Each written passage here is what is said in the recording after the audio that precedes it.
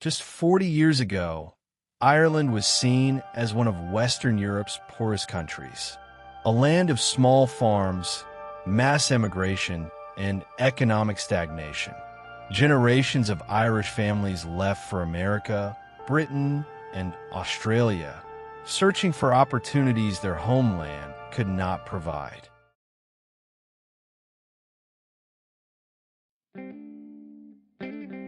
But today, Ireland is one of the richest nations on earth.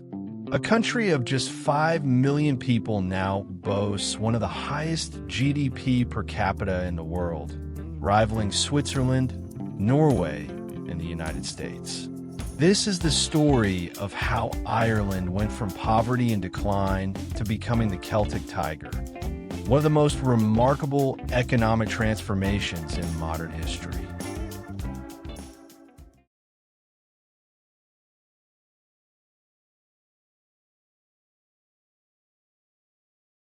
To understand Ireland's rise, we must first understand its struggles. For centuries, Ireland was defined by colonial rule, famine, and emigration. The Great Famine of the 1840s killed 1 million people and forced another million to leave, setting a pattern that lasted well into the 20th century. Even after independence in 1922, Ireland remained economically isolated.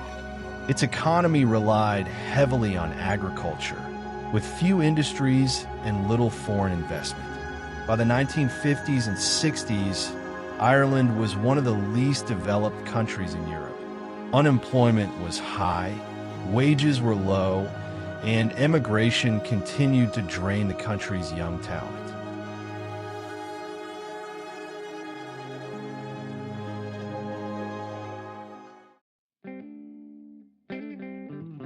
The first turning point came in the 1970s when Ireland joined the European Economic Community, today's European Union. Access to European markets gave Irish products new opportunities, and EU development funds began modernizing infrastructure.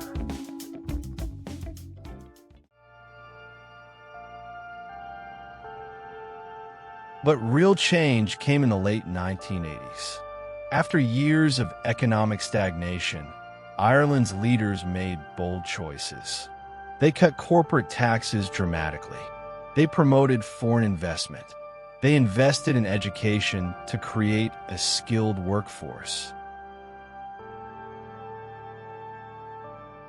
This new strategy would transform Ireland's image from a struggling rural nation to a hub for global business.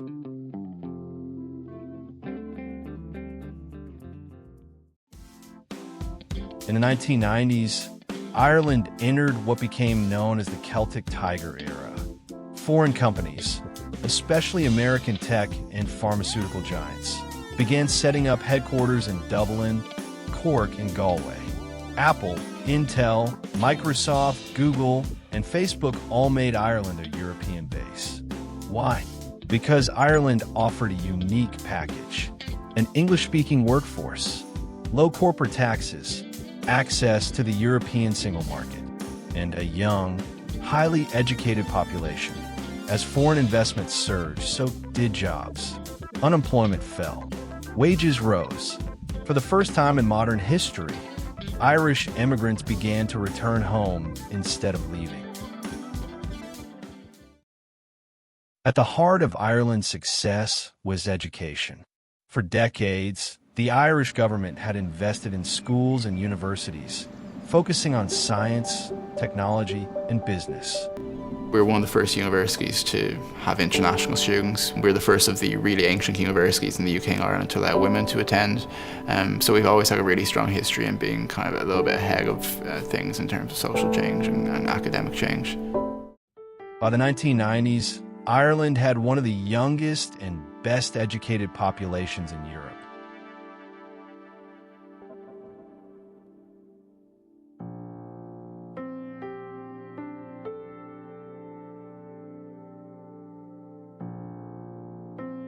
the history, the sense of change, the sense that you had people like Ed Burke and Ernest Walton, who had literally from working on atoms to changing the way people think about the world. So to be surrounded by that, imbued in every single brick, for me, I suppose, just really by osmosis, it changed my way of thinking. The research that's ongoing in Trinity College Dublin is incredible. It's one of the things that keeps me here, and seeing those type of inspirational people and interacting with them and learning from them, that really changed my perspective, and I think if anything it made me a little bit more ambitious. There's a sense right now that something special is happening in Dublin, and it's not just because Google and Facebook are coming here. It's because there's a whole generation of Irish startups that are emerging, fueled by maybe some of the halo effect of all these big companies in the docks, but also fueled by a degree from a place like Trinity.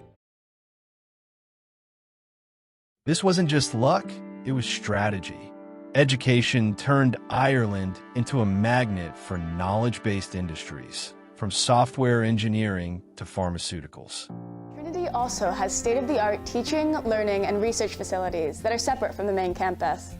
The Trinity Biomedical Science Institute, or TBSI, located on Pierce Street, is an environment where innovative and interdisciplinary approaches lead to important scientific discoveries. Students of medicine, immunology, pharmacy, biochemistry, and related degree programs will spend the most time there. Trinity has two main hospitals for health science students, Tala Hospital and St. James Hospital. Our School of Nursing and Midwifery is a 2-minute walk away from the main campus.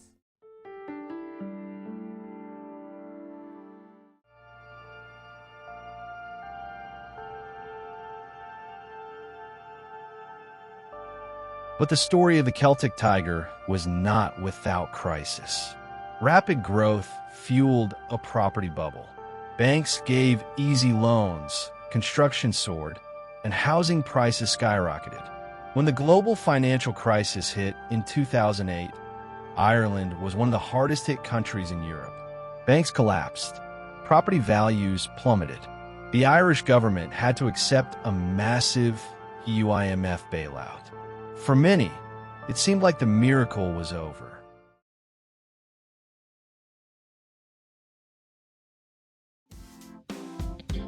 But Ireland showed resilience. The very strengths that had created the Celtic Tiger, foreign investment, education, and global integration, became the engine of recovery. Multinational companies did not leave. In fact, they expanded. Ireland restructured its banking sector, stabilized its finances, and by the mid-2010s, it was once again one of Europe's fastest-growing economies. Today, Ireland has one of the highest GDP per capita in the world. It is a global hub for technology, pharmaceuticals, and finance.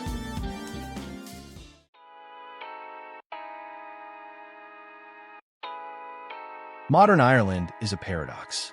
It is small in size, but huge in economic influence. Its population is just over 5 million, but its GDP ranks among the global elite. It has transformed from one of Europe's poorest nations to one of its wealthiest in a single generation. And while challenges remain, from housing shortages to questions about tax policies, Ireland has proven its ability to adapt and thrive. It is so beautiful and lively here.